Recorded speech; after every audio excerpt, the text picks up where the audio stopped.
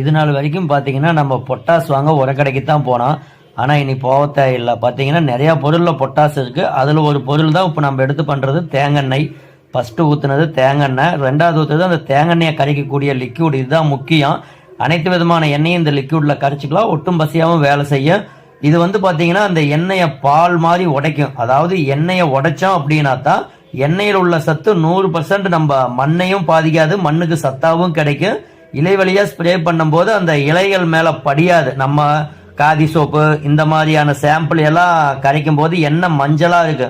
இந்த மாதிரி பால் மாதிரி இருக்காது. இந்த மாதிரி பால் மாதிரி இருந்தது அப்படின்னா தான் செடியை மேலே ஒளிச்சே இருக்கை பண்ண பாருங்க எந்த அளவுக்கு பால் மாதிரி கரைஞ்சிருக்கு. இந்த மாதிரி பால் மாதிரி மாறிடுச்சு அப்படின்னா நமக்கு ஓகே. இதான் நம்ம சாணப்பாசி கரிசல், நாட்டு மாட்டு சாணத்திலேருந்து தயாரிக்கக்கூடிய பாக்டீரியா.